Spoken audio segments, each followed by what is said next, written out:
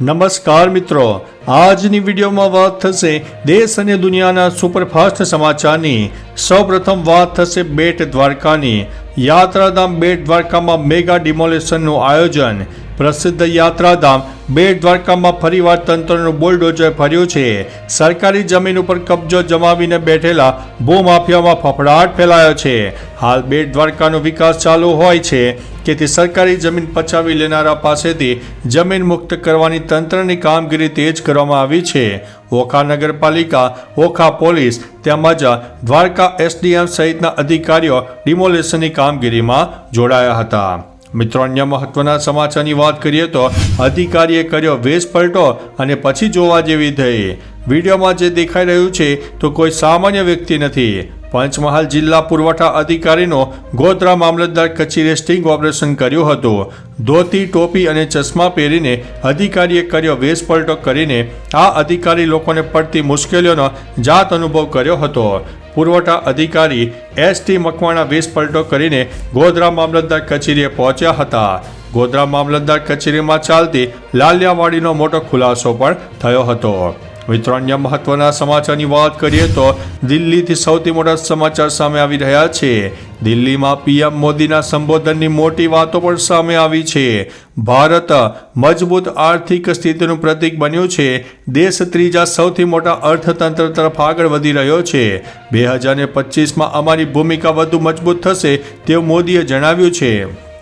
Emergency વખતે અશોક વિહાર મારું ઘર હતું। અહીં આવતાની સાથે જ જૂની યાદો તાજી થઈ ગઈ। ઇમરજન્સી દરમિયાન દેશ માટે લડાઈ લડતો હતો। કટોકટી દરમિયાન સરમુખત્યારશાહી ચાલતી હતી। અમારો ઉદ્દેશ્ય દરેકને પાકું મકાન આપવાનો છે। મિત્રો, અન્ય મહત્વના સમાચારની વાત કરીએ તો બેટ દ્વારકામાં બુલડોઝર, સરકારી જમીન દબાણ મુક્ત કરવામાં આવી રહી છે। યાત્રાધામ બેટ દ્વારકામાં સરકારી જમીન પરના દબાણો દૂર કરવા તંત્રએ મેગા ડિમોલિશન હાથ ધર્યું છે। નોટિસ પછી પણ દબાણો દૂર ન કરતા બુલડોઝર ફેરવવામાં આવ્યું હતું। ઓખા નગરપાલિકા, દ્વારકા એસડીએમ અને પોલીસના સંયુક્ત પ્રયાસોથી સરકારી જમીન દબાણ મુક્ત કરાઈ છે। બેટ દ્વારકાના વિકાસ પ્રક્રિયાને વેગ આપવા આ કામગીરી કરવામાં આવી છે, જેમાં વર્ષોથી કબજો જમાવનારાઓ સામે કડક પગલાં લેવાયા છે। મિત્રો, અન્ય મહત્વના સમાચારની વાત કરીએ તો નકલી ઘીનું કૌભાંડ। વાત છે ઉત્તર પ્રદેશની। 2500 કિલો મટીરિયલ પણ જપ્ત કરવામાં આવ્યું છે। ઉત્તર પ્રદેશના આગ્રામાં 18 પ્રચલિત બ્રાન્ડના નામે નકલી ઘી બનાવતી ફેક્ટરી પણ ઝડપાઈ છે। યુરિયા અને પામ ઓઇલ જેવા ખતરનાક કેમિકલ મિક્સ કરીને આ નકલી ઘી તૈયાર કરાતું હતું। ફેક્ટરીમાંથી 2500 કિલો કાચું મટીરિયલ, નકલી પેકેજિંગ અને સ્ટીકર પણ મળી આવ્યા છે। આ ઘી ભારતના મોટા શહેરોમાં સપ્લાય પણ થતું હતું। આ નકલી ઘીનો 50 ટન જથ્થો મેરઠ મોકલવામાં આવ્યો છે, જેને પોલીસ હાલ ટ્રેક કરી રહી છે। મિત્રો, અન્ય મહત્વના સમાચારની વાત કરીએ તો તારક મહેતા કા ઉલ્ટા ચશ્મા સિરિયલને લઈને સૌથી મોટા સમાચાર સામે આવી રહ્યા છે। તારક મહેતા કા ઉલ્ટા ચશ્મા સિરિયલમાં દયાબેન એટલે કે દિશા વાકાણીના પરત આવવાને લઈને પ્રોડ્યુસર આશિત મોદીએ જણાવ્યું હતું કે તેમનું શોમાં પાછું આવવું મુશ્કેલ છે। જો કે હજુ પ્રયાસ ચાલુ છે। તેમની ગેરહાજરીમાં નવા દયાબેન માટે ઓડિશન પણ ચાલી રહ્યા છે। વ્યક્તિગત અને પરિવાર સંબંધિત કારણોને લીધે દિશા વાકાણીનું પરત આવવું મુશ્કેલ બન્યું છે। જો કે અમને હજુ પણ કોઈ ચમત્કારની આશા છે।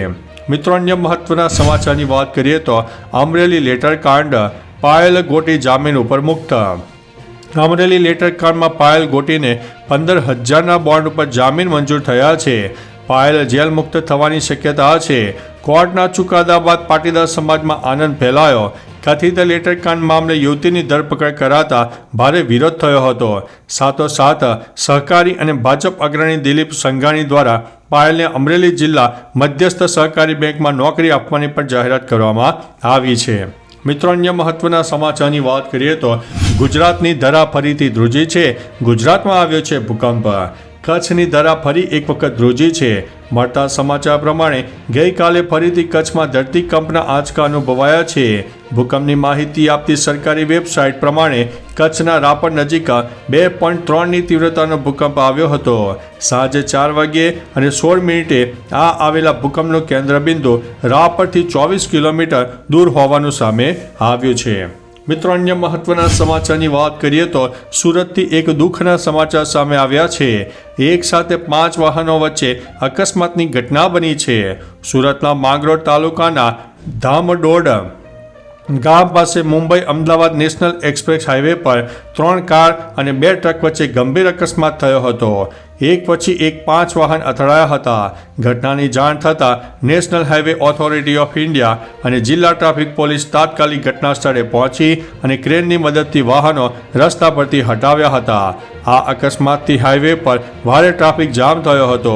જોકે સદનસીબે આ દુર્ઘટનામાં કોઈ જાનહાનિ થઈ નહોતી. તો ચાલો મિત્રો, ફરીથી દેશ અને દુનિયાના સુપરફાસ્ટ સમાચાર લઈને મળતા રહીશો. ત્યાં સુધી અમને રજા આપશો. નમસ્તે.